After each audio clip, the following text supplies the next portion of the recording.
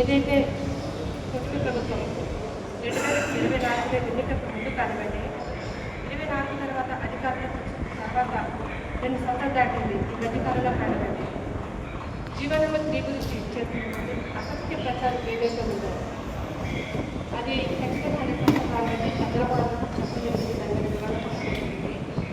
ఏంటంటే ఏదైతే జీవనోపాధి క్యాన్సిల్ అయింది అన్నారో వైఎస్ఆర్ పార్టీ అధికారంలో అంటే దాన్ని పిఎస్లో తీర్మానం చేసి కోర్టు పిటిషన్ కూడా వేస్తే ఆ పిటిషన్ 2024లో కొట్టేశారు. అసలు పిటిషన్ వేయకపోతే ఎలా కొట్టేస్తారు?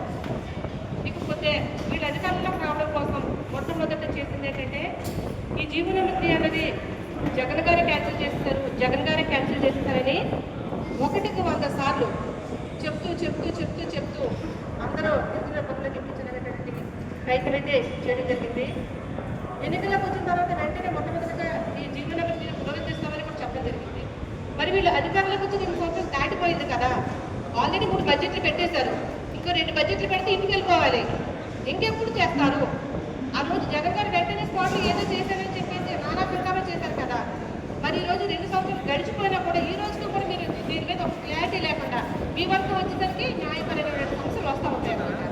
జగన్ గారికి అయితే మాత్రం ఇష్టం వచ్చినట్టు మాట్లాడేస్తారు. నిన్న మొన్నటి వరకు కూడా ఏదైతే ప్రజల్లోకి సుప్రీంకోర్టు కొట్టిస్తుందన్న వాదన తీసుకెళ్లే వరకు కూడా జగన్ గారి జీవనోపాధిని క్యాన్సిల్ చేస్తారు, జగన్ గారి జీవనోపాధిని క్యాన్సిల్ చేస్తారని చెప్పేసి ఏ రకమైనటువంటి విష ప్రచారం చేశారనేది ప్రతి ఒక్కరు కూడా ఈరోజు అర్థం చేసుకున్నారు. మీరు గతంలో ఎప్పుడో బ్రాహ్మణులు మేక ఒక కథ చెప్తే నమ్మేలాగా ప్రజలు లేరు. ఈరోజు గిరిజన ప్రజలందరూ కూడా అర్థమైంది కాబట్టి, మీరు చెప్పే హామీల మీద నమ్మకం లేదు కాబట్టి ఈరోజు ఎంతమంది గిరిజనులు రోడ్డు పరిస్థితులు ఈరోజు తీసుకొచ్చారు. ఖచ్చితంగా ట్రైబుల్కి న్యాయం చేయాలన్నా ఆ రోజు ప్రభుత్వంలో ఉన్నప్పుడు కొడపూరు పట్టాలు కానివ్వండి, లేకపోతే ఇంటికే నేషనల్ వెహికల్ పంపించడం కానివ్వండి, లేకపోతే జీవనోపాధి క్యాన్సిల్ అయినప్పటికీ కూడా అక్కడ జరిగినటువంటి రిక్రూట్మెంట్ ఏవైతే ఉన్నాయో అవన్నీ కూడా ట్రైబుల్కే జీవనోపాధి ప్రకారం అమలు చేసినటువంటి ఏకైక ప్రభుత్వం. మరి జీవనోపాధి గురించి ఇన్ని చెప్తున్నటువంటి టీడీపీ ప్రభుత్వం 2014 నుంచి 19 వరకు కూడా గవర్నమెంట్లో ఉన్నప్పుడు ఎంత పటిష్టంగా అమలు చేస్తూ అక్కడ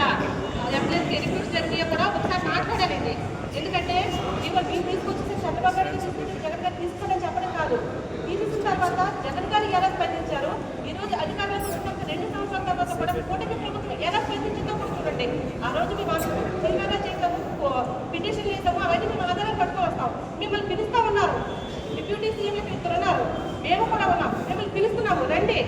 మేము ప్రభుత్వంలో ఉన్నప్పుడు, మా ప్రభుత్వం ఉన్నప్పుడు ఈ జీవనోపాధి కోసం మేము ఏం చేస్తామో చెప్తాము. ఈ 2 సంవత్సరాలు దాటింది కానీ మీరేం చేస్తారో కూడా ఎదుర్కొంటే వచ్చి కూర్చోండి అని చెప్పేసి కూర్చోడానికి ఎందుకు భయపడతారు? ఎందుకంటే మీ దగ్గర సబ్జెక్ట్ లేదు, దీనికి సంబంధించిన విషయం ఏమో మాట్లాడడానికి లేదు కాబట్టి మీరు మీడియా ముందుగా ఎదుర్కొంటే వచ్చి మాట్లాడడానికి భయపడి ఎక్కడో ఒక ప్రెస్ మీట్ పెట్టేసి మీరంతా సమూహంగా కూర్చొని ఇప్పటికీ కూడా దుష్ప్రచారం ఇంకా జగన్ గారు పెట్టింది. ఎన్ని రోజులు జగన్ గారిని పర్యటిస్తారు?